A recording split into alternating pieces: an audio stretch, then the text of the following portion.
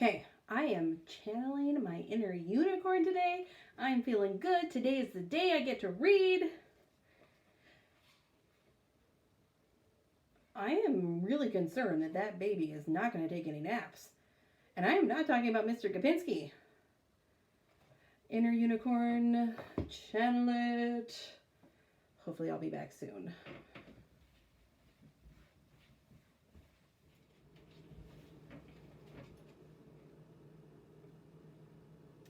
Oh, hey you guys. I am the barista reader. Did you know that? Look where I work.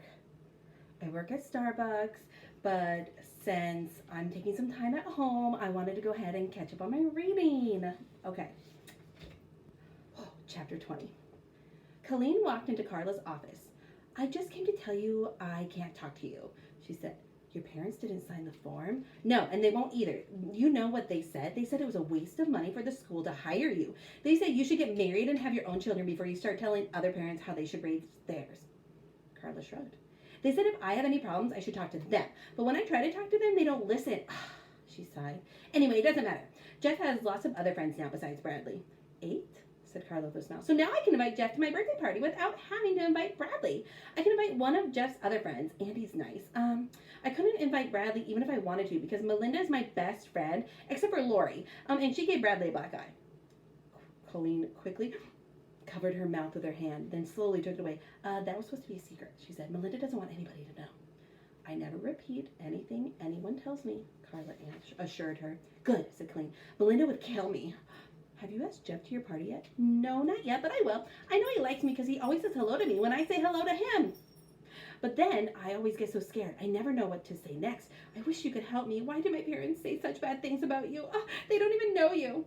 Well, your parents are just trying to do what's best for you, said Carla. A lot of people think counselors don't belong in schools. I guess they're afraid I might fill your head with all kinds of crazy ideas. Chapter 20. Hello, Bradley, said Carla. It's a pleasure to see you today. I appreciate you coming to see me. She held out her hand. I punched myself in the eye, he said as he walked past her. He didn't want her thinking someone else gave it to him. I'm the only one who can beat me up. Did it hurt? She asked. No, he said, sitting at the round table. Nobody can hurt me, not even me. She sat across him. She was wearing a light blue shirt with yellow mice running all over it. The shirt was the same color as her eyes. The mice were the same color as her hair. I wanted to hit somebody, he explained as he stared at her shirt. But if I hit another kid, I would have gotten in trouble, so I hit myself. Why'd you want to hit somebody? Because I hate him. Who? Everybody. Is that why you hate yourself? Do you hate yourself? He didn't answer. He thought it was another one of her trick questions. Do you like yourself? She asked. He didn't trust that question either. Maybe the reason you say you don't like anybody else is because you really don't like yourself. I like myself. You're the one I don't like. Well, tell me some things about yourself that you like. He glared at her. I like you. I think you have lots of good qualities, but I want you to tell me things you like about yourself. I can't talk anymore, he said. Why not? I'm sick. The doctor said I can't talk. The more I talk, the sicker I get. Ooh, that sounds serious. It is. I probably said too much already, and it's your fault. I'll probably throw up. Carla nodded. Don't say another word, she said quietly. We'll just sit together in silence. Sometimes people can learn a lot about each other just by sitting together in silence. She locked her mouth shut, then opened it to swallow the key. You're weird, said Bradley. A lot of people tell me that, she admitted, then put her finger to her lips. Ooh, owning who you are. They sat together in silence. Bradley shifted in his chair. His eyes darted around the room. He put his hands behind his head and leaned back. He brought his hands in front of him and folded them. Then he unfolded them. He didn't like sitting together in silence. He thought she was probably learning too much about him. I can probably talk a little.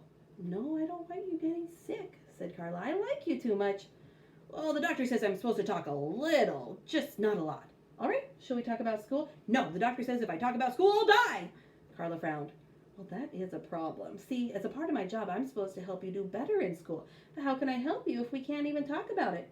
Bradley put his fingers to his chin and thought, I know. Just tell everybody that you tried to help me, but I wouldn't let you.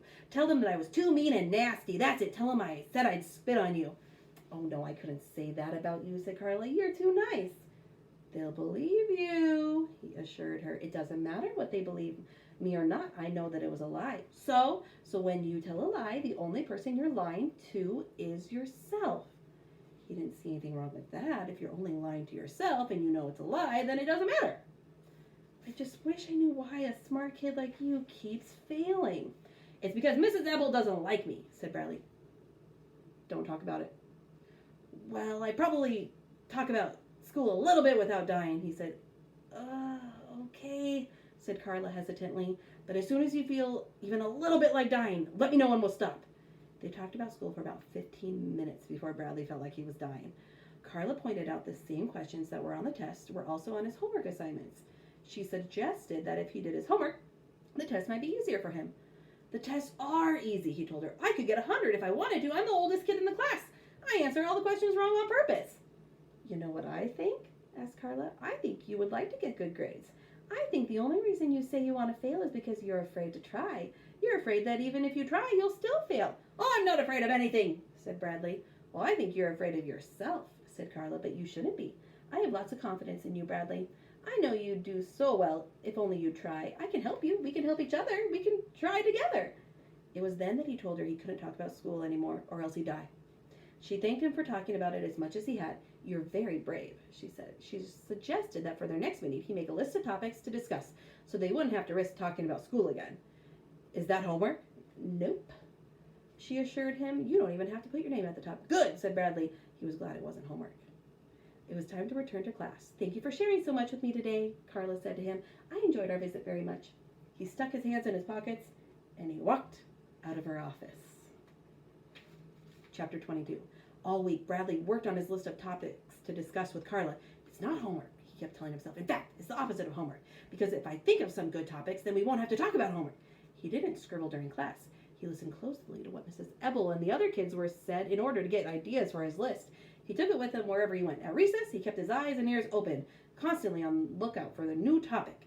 The other kids were meaner to him than they'd ever been before, and they were no longer afraid of him. They called him names, and when he didn't do anything about it, they called him more names.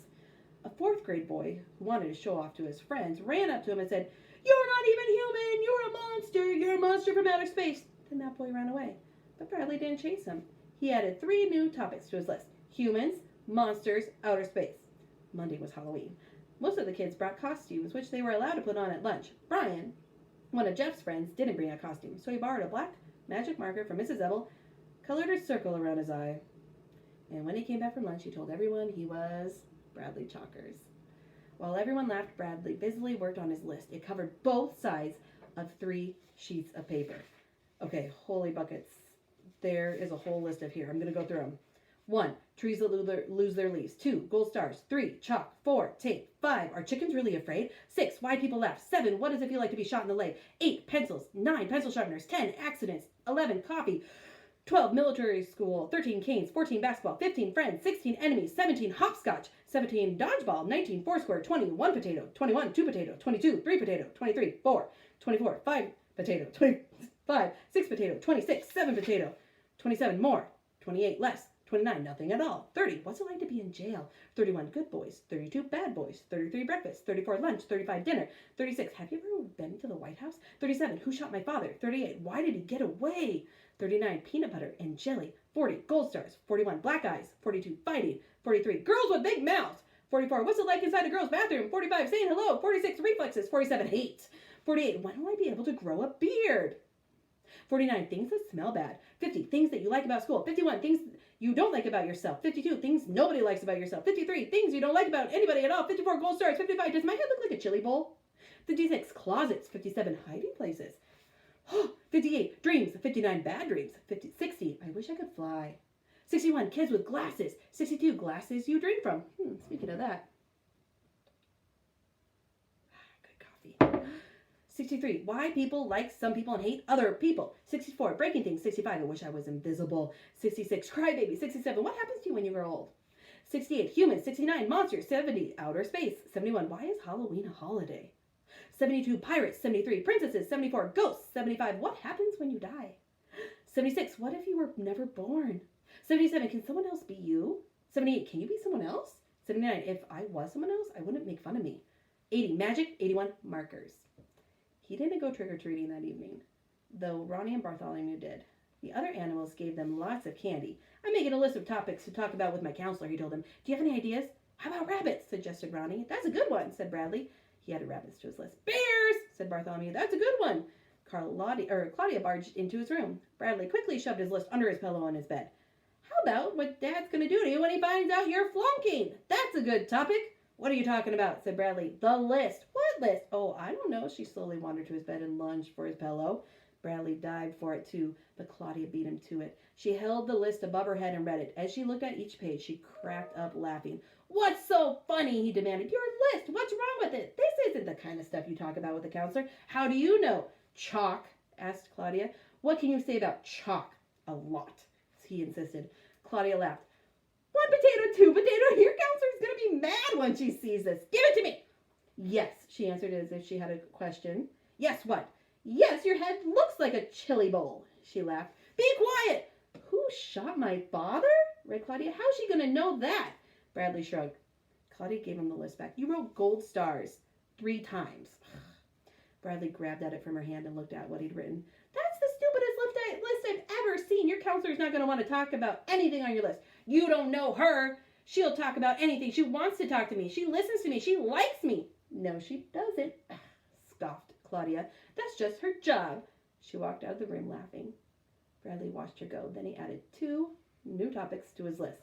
Sisters and jobs. Tears filled his eyes as he tried to think of another topic. He crossed off 2 of the gold stars, then crumpled the list in the ball and threw it in his trash basket.